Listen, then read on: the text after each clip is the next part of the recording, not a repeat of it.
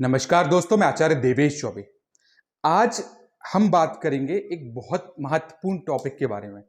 आपने कभी ना कभी सुना होगा कि किसी एस्ट्रोलॉजर ने या किसी ने व्यक्ति ने आपको बताया है कि आपकी शुक्र की महादशा चल रही है, शनि की महादशा चल रही है।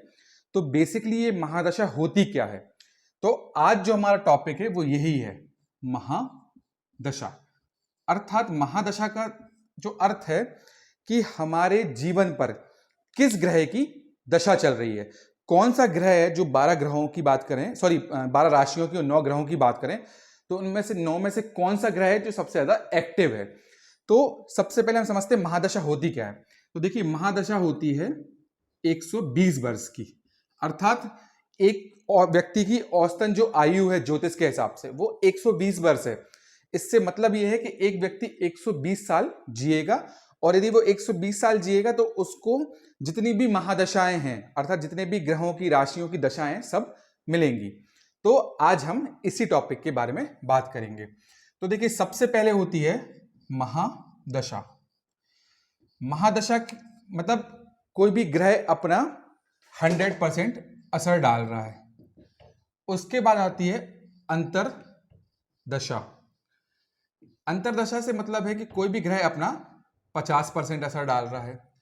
फिर आता है प्रत्यंतर, मतलब 25%। फिर आता है अणुअंतर, अर्थात 10%। और फिर आता है सूक्ष्म अंतर, इसका 0 से 5%। अब देखिए, इसको एक बार फिर से समझते हैं क्या होती है महादशाएं। मतलब आपके कुंडली में जो भी ग्रह बैठे हुए हैं उनमें से कौन सा ग्रह, कौन सी राशि एक्टिव है, किस ग्रह का प्रभाव ज्यादा देखने को मिल रहा है, उसको हम महादशा से देखते हैं।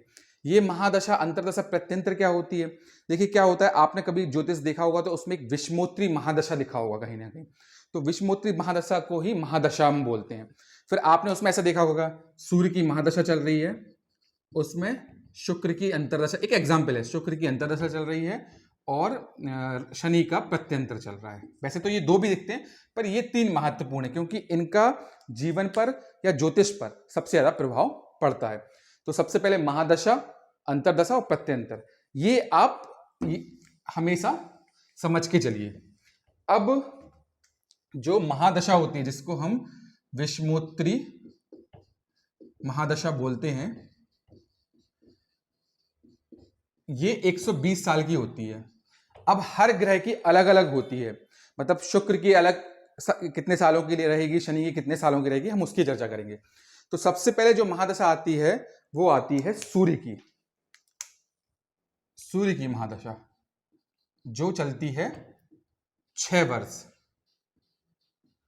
फिर आती है चंद्र की महादशा जो चलती है 10 वर्ष। फिर आती है मंगल की महादशा जो चलती है 7 वर्ष।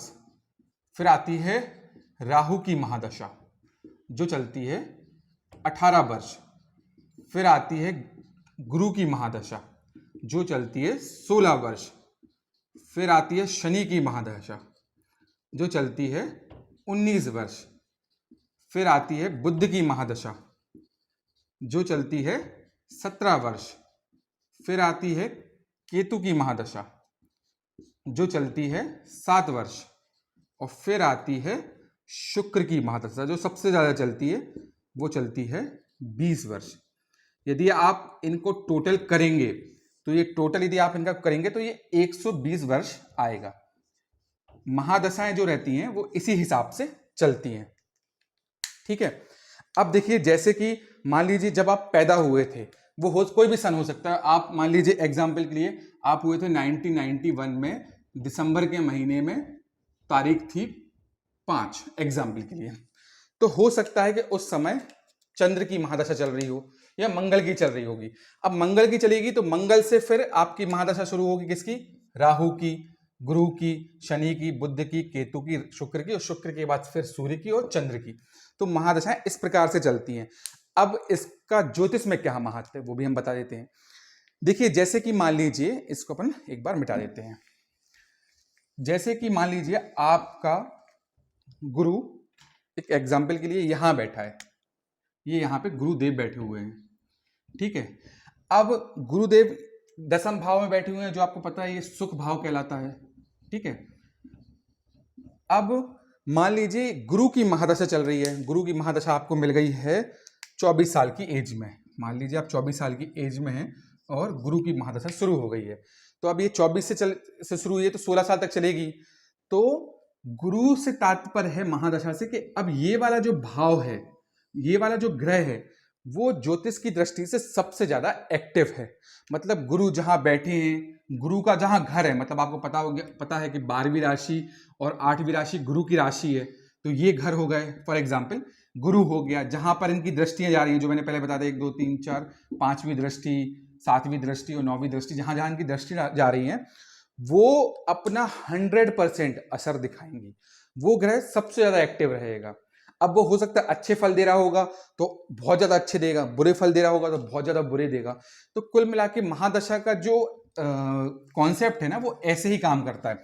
अब ऐसा नहीं है कि आपकी कुंडली में राहु या केतु कोई खराब जगह पे या खराब ग्रह बैठे हुए हैं, पर आप मतलब वो खराब असर नहीं दिखा रहे हैं। क्यों? क्योंकि हो सकता है भैया राहु और केतु की महादशा आई नहीं हो, वो जब आएगी तब वो घर एक्टिव होगा, वो ग्रह एक्टिव होंगे। तो ग्रहों की जो एक्टिवनेस होती है, मतलब ग्रह कब एक्टिव हुए हैं, उसको हम महादशा से देखते हैं।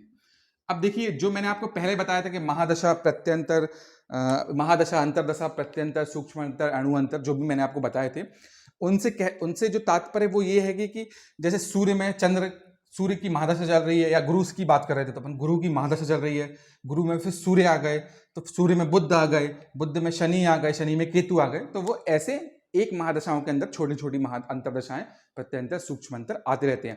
मतलब गुरु के अंदर फॉर एग्जाम्पल गुरु यहाँ पे बैठे हैं, ठीक है, सुख भाव में, तो ये तो अपना 100% दे रहे हैं, ठीक है। फिर इसमें मान लीजिए गुरु के मित्र आ गए सूर्य, तो ये और बढ़ गए, इसकी बढ़ोतरी हो गई। फिर सूर्य के साथ शनि आ गए, तो शनि भी अपना थोड़ा सा असर दिखाएंगे। तो हो सकता है शनि इनके शत्रु हैं, तो थोड़ा से उस चीज को कम करें। तो बेसिकली महादशाओं में जो अपन को समझना है कि भाई किस समय पे किस ग्रह की महादशा चल रही है, और अंतरदशा चल रही है और प्रत्यंतर चल रहा है, बस। सूक्ष्म अंतर, अणु अंतर के बारे में अपन को कोई चर्चा नहीं करनी है, क्योंकि उनका जो कंट्रीब्यूशन है ज्योतिष में या कुंडली में या भाग्य में, वो बहुत लिमिटेड है। तो अपन को जो सबसे इंपॉर्टेंट है वो हो गई महादशा, जो पूर्ण असर देती है, फिर अंतरदशा और फिर प्रत्यंतर। आप चाहिए तो इसको भी नोट कर सकते हो कि 120 साल के हिसाब से किस ग्रह की कैसी महादशाएं आएंगी। मान लीजिए किसी को शनि की चल रही है तो 19 साल चलेंगी, किसी को राहु की चल रही है तो वो 18 साल तक राहु की महादशा चलेगी चलेगी, किसी को सूर्य की चल रही है तो 6 साल में सूर्य की महादशा खत्म हो जाएगी। उदाहरण के लिए किसी को 2020 में या 21 में सूर्य की महादशा आई थी, तो 6 साल के हिसाब से 26 या 27 में उनकी सूर्य की महादशा जैसे ही खत्म होगी वो चंद्र की आ जाएगी। अब मान लीजिए सूर्य यहाँ पर बैठे थे उदाहरण के लिए, और यहाँ पर वो अच्छा असर नहीं दे रहे थे, तो हो सकता है 6 साल थोड़ा सा इंपैक्टेड रहा हो, पर जैसे चंद्र की आएगी, और चंद्र बहुत अच्छे स्थान के स्वामी है, चंद्र लग्न में बैठे हैं और बहुत अच्छे स्थान में बैठे हैं, तो वो 6 साल बाद उनका समय बहुत अच्छा हो जाएगा। तो कुंडली को समझने के लिए इन सब चीजों के अलावा महादशाओं का भी समझना बहुत जरूरी है। अब महादशाएं कुंडली में कैसे देखते हैं अपन, उसकी बात और कर लेते हैं एक बारी, तो आपको सब क्लियर हो जाएगा। देखिए, आप कोई भी सॉफ्टवेयर में किसी में भी देखेंगे तो आपको विषमोत्री महादशा दिख जाएगी। आपने महादशा खोली तो उसमें ऐसा लिखा रहेगा कि फॉर एग्जाम्पल 23 जुलाई 2020 से मान लीजिए शुक्र की महादशा शुरू हुई है। अब ये शुक्र की अपन को पता है 20 साल चलेगी। अब इसके अंदर जाएंगे आप, तो इसके अंदर लिखा होगा 23 जुलाई 2020 से फॉर एग्जाम्पल अगस्त तक, अगस्त 2024 तक इनका चल रहा है। मान लीजिए विषुवत महादशा हो गई, अंतरदशा हो गई। फिर इसके अंदर जाएंगे तो आपको यहां पे मिलेगा, मान लीजिए 23 जुलाई 2025 तक प्रत्यंतर चल रहा है। अब ये हो सकता है ये शुक्र का चल रहा हो, ये गुरु का चल रहा हो, और ये बुध का चल रहा हो, ये चेंज होते रहते हैं। तो सबसे इंपॉर्टेंट है महादशाओं को समझना। एक बार महादशाएं आपने समझ ली तो आपको यह समझ में आ जाएगा कि उस कुंडली में कौन सा ग्रह एक्टिव है। यदि आपको कुछ इसमें थोड़ा सा भी डाउट लग रहा हो, कुछ चीज़ें क्लियर नहीं आ रही हो, तो आप मुझे थ्रू कमेंट के, थ्रू टेक्स्ट के पूछ सकते हैं। मैं इस पे एक बार विस्तृत वीडियो और बनाऊंगा जिसमें मैं पूरा सॉफ्टवेयर के थ्रू महादशाएं निकाल लूंगा, कैसे महादशाएं दिखती हैं, कैसे काम करती हैं, कैसे वो एक्टिव होती हैं, उसका भी विस्तृत रूपांतरण मैं एक वीडियो के माध्यम से बना दूंगा। पर ये मैंने अभी आपको कुंडली का जो बेसिक है वो समझ में आ जाए कि भाई कुंडली में क्या क्या चीज़ें होती हैं, ज्योतिष में समझने के लिए क्या याद रखना पड़ता है, क्या देखना पड़ता है, वो सब चीज़ें क्लियर हो जाएं। तो यदि आपको मेरा ये वीडियो अच्छा लगा हो, थोड़ी भी जानकारी मिली हो, तो कृपया करके मेरे चैनल को सब्सक्राइब कर दीजिए। मुझे उससे मोटिवेशन मिलेगा। साथ ही लाइक एंड शेयर करना ना भूलें। धन्यवाद।